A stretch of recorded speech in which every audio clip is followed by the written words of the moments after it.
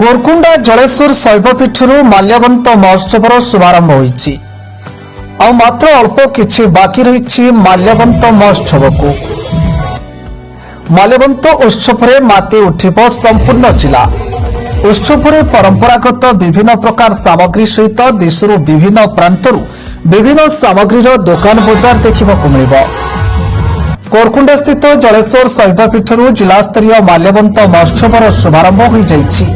चित्रकुंडा विधायक मंगो खेल, जिला परिषद अध्यक्षा समारी तंगुल, अतिरिक्त जिलापाल राजस्व वेदवर प्रधान, अतिरिक्त जिलापाल साधारण सोमनाथ प्रधान, जिला परिषद मुख्य उन्नयन अधिकारी तथा निर्वाही अधिकारी नरेश चंद्र शबर, उपजिलापाल दुर्योधन भूईं समेत समस्त ब्लॉक अध्यक्ष, जिला परिषद सदस्य उपस्थित थिले।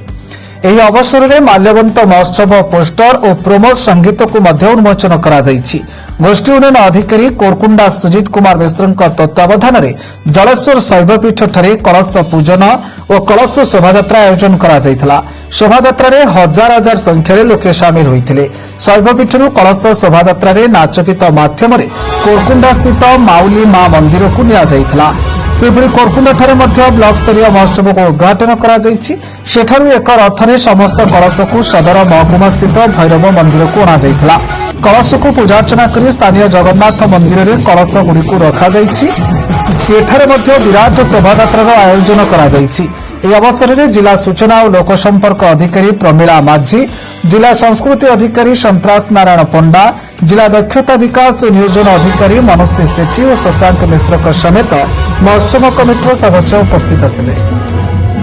ମାଲକାନଗିରିରୁ ଗୋବିନ୍ଦ ମଣ୍ଡଳଙ୍କ ରିପୋର୍ଟ, ନ୍ୟୁଜ୍ ଓଡା 30।